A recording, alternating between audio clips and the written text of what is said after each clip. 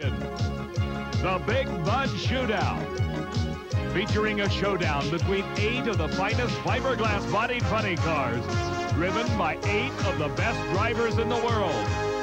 They thread the needle through the quarter mile in less than 6 seconds. Drag racing from the NHRA. The long, smoky burnout of the nitromethane-fueled funny car. The distinguishing mark of this ever-popular category of NHRA drag racing. Today, the quickest of this exotic breed meet for a 260-mile-an-hour confrontation at Indianapolis Raceway Park.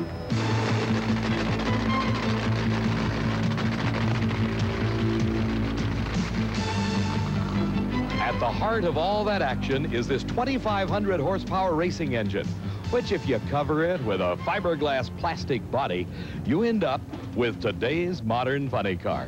Hello, everybody. I'm Dave McClelland, and welcome to the 4th annual Big Bud Shootout, being contested at Indianapolis Raceway Park, the premier drag racing facility anywhere in the United States. We have today the 8 fastest funny cars in the world racing for a $30,000 top prize.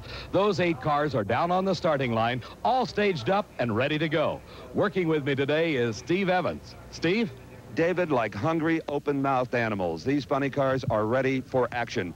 In drag racing parlance, the engines are set on kill. Crews are ready to replace entire power plants between rounds, if that's what it takes. As far as favorites are concerned, well, there's really only 2. Kenny Bernstein, who's virtually assured of winning this year's World Championship. He also holds both the speed and elapsed time world records. Then there's Tom the Mongoose McEwen, who won the shootout a year ago and has been the quickest car in time trials this weekend. What we have here, indeed, is a shootout of the best. Steve, the 8 quickest funny cars based on qualifying position will meet in the first round. The number 4 qualifier, Rick Johnson, racing Tim Gross, who qualified in the number 8 position. The number 3 qualifier is Dale Paldy, racing the defending champion, number 7, Tom McEwen. The number 2 qualifier, Ed the Ace McCulloch, against the number 6 qualifier, Little John Lombardo, driving the Blue Max. And the number 1 qualifier, Kenny Bernstein, against the number 5 qualifier, John Force. The Big Bud Shootout is underway. The 8 quickest funny cars in the world, and our first pair finds the number 4 qualifier, Rick Johnson, in the near lane against Tim Gross in the far lane. These racers have been competing all season long through a series of 9 events based upon their qualifying position at that race to earn points for the right to race in the Big Bud Shootout. As our first pair of cars complete those long, smoky burnouts to heat the tires, Tim Gross comes to us from Saugus, California. He qualified in the number 8 position, just making it into the field. He's racing one of the quickest drivers in the world. Rick Johnson, driving for Roland Leong, has an elapsed time of 5.58 seconds to his credit. The Big Bud Shootout is a lot like the NFL Pro Bowl. Here you find the 8 best funny car racers in the world competing in a special event with a $30,000 top prize. Tim Gross, following the directions of his crew, pulling into the tracks that he left when he did his burnout, trying to find the best traction. In the near lane, it's Rick Johnson, patiently waiting. He inches forward into those staging beams, the electronic light beams, and it's a green light start for both cars. A close race. Rick Johnson pulls ahead at the middle of the course, and at the finish line, it is Rick Johnson, 5.84 seconds. His speed over 253 miles an hour. Let's go back and look at the start once again. The advantage off the starting line, be it ever so slight, appears to go to Rick Johnson. But Tim Gross is right beside him as they head through the first few hundred feet of this race course. At the middle of the track, you see that advantage now beginning to be stretched out into almost a car length lead for Johnson in the near lane. As they approach the timing trap and the finish line, Johnson by a half a car length. He actually ran slower, but the advantage at the start was his. You can have all the horsepower in the world, but without a driver like Rick Johnson, who can leave that starting line ahead of the other driver, you don't win drag races. You ran 100 slower and beat Tim Gross. Thank you, Steve. That's the kind of thing I need in this camp to keep the morale up. That's the kind of thing Roland Leong demands of his drivers. I'm telling you, you don't hang around long if you can't get good lights here. But you're going to have to probably run better than 580s if you're going to win this event. Yeah, we had the clutch set up a little bit soft, just trying to get around this first round deal. There's a lot of power left in it. Roland's doing a good job with it, and he'll bring it around. Nice drive. Thanks, Steve. A big win for Rick Johnson. The Big Bud Shootout is being brought to you by Budweiser. Beechwood aged for that distinctively clean, crisp taste that makes Budweiser the king of beers. For all you do, this Bud's for you. We'll be back with more Big Bud Shootout from Indianapolis. Hard at work getting their mount ready for the second round of competition. Rick Johnson has advanced into the semifinals, and this between-round action is a complete check of all the components on that 2,500 horsepower engine. Back at the starting line, our next pair is fired and ready to go. Dale Paulding in the near lane will be racing Tom McEwen, the defending champion of this Big Bud Shootout. In time trials, McEwen recorded an outstanding 5.67 seconds elapsed time. The time it took him to travel a quarter of a mile. That's only 1,320 feet in a straight line, leaving the starting line from a standing start. For Dale Paulding, his number 3 qualifying position, indicating a season-long standard of high performance. Paulding hailing from Granada Hills, California. Earlier, we asked his competition, Tom McEwen, if he could repeat as the Big Bud champ, how would he spend 30 grand? Oh, my horses have a place for it. Race horses? Oh, yes, sir. They have a way of making a rich man a poor man. Yeah, they're even worse than this. For a money sport, the horse racing is even more expensive than this, but if the horse finally breaks down, you can eat it. And you can't do that with these cars. Two very expensive occupations and avocations for Tom the Mongoose McEwen, the defending champion in this Big Bud Shootout. It will be McEwen in the far lane, Dale Paulding in the near lane. Paulding driving a Buick Somerset Regal for Tom McEwen. He's got the Corvette fiberglass body draped over that 2,500 horsepower, and both cars losing traction. McEwen recovers first and heads to the finish line. It certainly wasn't picture perfect, but it was a big win for Tom McEwen. 6.49 seconds, his speed 244 miles an hour, and you can see what the loss of traction means to the performance. This is something every driver dreads. When you leave the starting line, the front wheels come up, and then the back wheels lose traction, and the tires start smoking. When they smoke like that, they're burning rubber. They're not going anywhere. They're just spinning madly. For McEwen, he backpedals, gets back in it. The car recovers traction and goes on to win and advance into the semifinals. Tom McEwen climbing out of his car in the shutdown area. He'll take a win any way he can get it.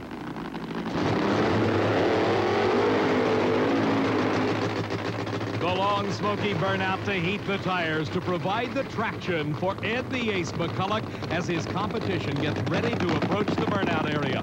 Little John Lombardo driving the Blue Max, owned by Raymond Beadle of Dallas, Texas. Rolls forward into a puddle of water.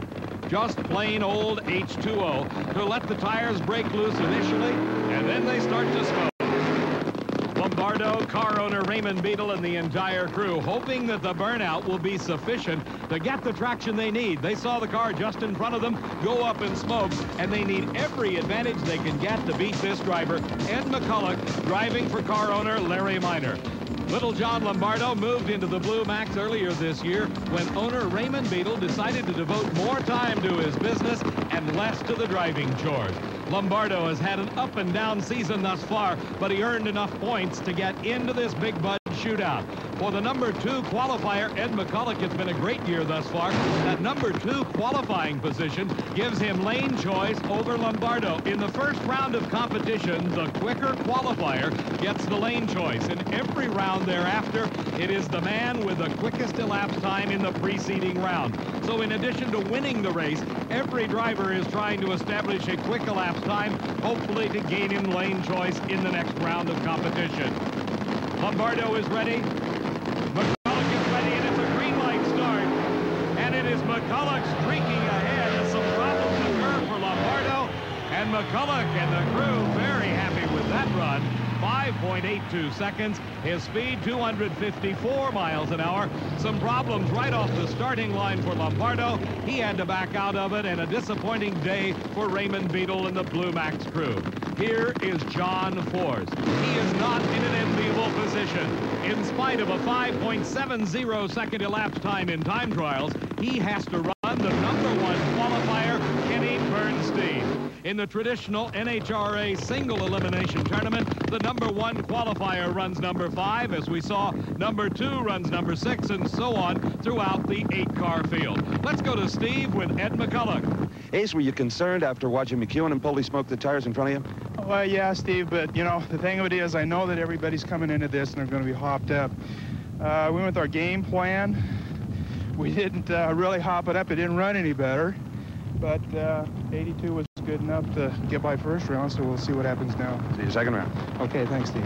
Ed McCulloch has been in the winner's circle before, and he wants to win the $30,000 first prize. This man wants to be the first repeat winner. He won this event 2 years ago and has certainly been the dominant force in funny car racing this year. Bernstein qualified to earn points at this race, 4 #1 positions, 3 #2 spots. His competition, John Force. Earlier, we asked John, after all his years of racing, is he still having fun? There's no doubt, yeah. You know, the excitement, you know, like yesterday when we ran that 70 and we got out the end and I was giving you big old hugs down there. I know that's a little corny, but you've been watching me do this for a lot of years, and that was a great feeling. And of course before the ink dried, McEwen ran that 67 and took all the thunder away, but it was fun while it lasted. I've always said about John Force, what you see is what you get. Yeah, well, it's maybe don't look so good sometimes, but we're doing the best we can. Steve, John's 5.70 second elapsed time in time trials proves that he can run with the best of them. And seriously, we at Diamond V Sports wonder when it will be that John Force will win his first NHRA national event. It's bound to happen. And John Force is giving Bernstein all he can handle. A great start for Force, but Bernstein pulls it out right at the finish line. Bernstein's crew, Dale Armstrong, the crew chief, and the rest of the gang just thrilled to death. Look at the elapsed time, 5.69 seconds, and the fastest speed in eliminations at 260 miles an hour. The dominant force in funny car racing, as we said, has been Kenny Bernstein, and this is why. John Force outdrove him at the starting line. He left before Bernstein, still got the green light, but look at the power of Bernstein from the last half of the quarter mile. As they thunder towards that finish line, Bernstein pulls ahead and wins it.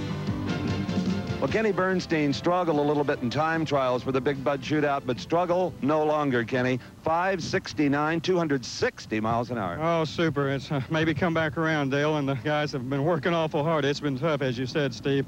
Hasn't been good for the Budweiser King the last couple of days, but today started nice. First half of the track, a good race with John Force. Yeah, I think I was a little late. I think he left on me a taste. You know, sometimes those things happen. He's a good lever, and we chased him down. That's what had to happen, but finally got through it down there.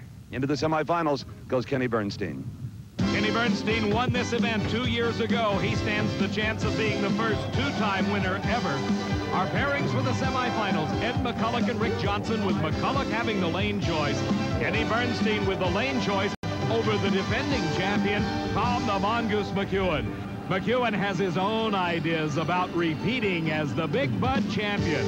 As they get ready for the semifinal round of action, we'll be coming back for the Big Bud Shootout. Raceway Park, I'm Dave McClelland, along with Steve Evans, and a huge crowd on hand for this 4th annual running of the Big Bud Shootout. The finest funny cars in the world doing battle for a $30,000 top prize. Ed the Ace McCulloch driving for car owner Larry Miner against Rick Johnson, who's driving for his car owner Roland Leon. In the first round, Rick Johnson defeated Tim Gross, while Ed McCulloch blasted past John Lombardo. Johnson knows it will take a tremendous effort to match up against McCulloch. When we talk about commitment, earlier you heard Tom McEwen discussing his race horses and his racing, and both of them are very expensive. It takes a dedication of time, effort, and most particularly money to campaign one of these funny cars. Back in the pit area, it looks like an 18-wheeler parking lot. These are the specialized racing rigs that support these funny cars. Nowhere is the effort more evident than in the team of Larry Miner and Ed McCulloch. Well, you know, the Larry Minor, Ed McCullough team came to play hardball when you look at this forest of pistons and rods all ready for duty if they're needed. Certainly the piston is the most vulnerable part of these nitro-burning engines and have to be replaced often. Now, there's 1, 2, 3, 4. There's about 7 runs where the pistons here if all 8 had to be replaced. So they are definitely ready with an arsenal of parts. Steve, not only are they ready, but every team in competition in this Big Bud Shootout has the same type of backup. We estimate that there's over $250,000 in parts and pieces. That's minimum alone just to support one of these funny cars, while the car owners will tell you they spend between $750,000 and $1 million a year campaigning one of these cars around the country. They're gathered here today, though, for the shootout of the best, the Big Bud Shootout. We're down to 4 cars remaining. This is the semifinal round. Rick Johnson in the far lane, Ed McCullough in the near lane. The responsibility now falls on the driver. The work is over for the crew. It is up to the driver to stage the car properly, leave at the right time, trying to gain an advantage off the starting line and win the race. It's Ed McCullough off first. Rick Johnson smoking the tires, and McCullough, by just a fender length, wins the race and goes into the finals of the Big Bud Shootout. A close race, 5.85 seconds at 254 miles an hour for McCullough. As we watch again, you see both cars with a bit of an advantage appearing to go to McCullough, leaves the starting line.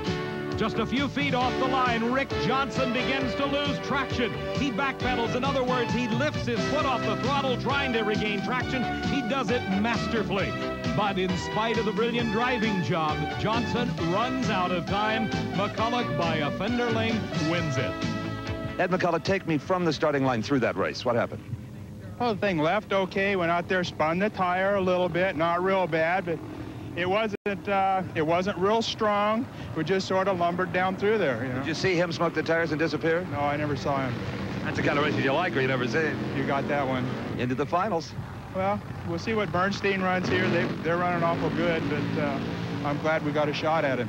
Okay, let's go back to the starting line and indeed find out who Ed the Ace McCullough will race in the final round of the Big Bud Shootout. Steve, it may be a matter of point of view, but I wouldn't call 254 miles an hour lumbering. Here's the man everyone's trying to beat, Kenny Bernstein. Earlier, we talked about the financial investment it takes to run a funny car. One of the largest portions of the budget goes to people, the crew that works on each car. A funny car pit area between rounds functions much like an operating room in a hospital. It takes as many as 6 people to get Kenny Bernstein's car apart and back together again, and each of them is a specialist. One individual will work on the bottom end of the engine, checking the bearings. Another will work on adjusting the valves, replacing the cylinder heads. Yet another will remove all 8 pistons, take them in the trailer, check for any tight rings, anything that may be wrong there. All in all, they can do this in a matter of minutes. It would take the average garage days. Sometimes even weeks, Steve. Kenny Bernstein will be in the far lane. He has the lane choice. Tom McEwen, the defending champion, is in the near lane.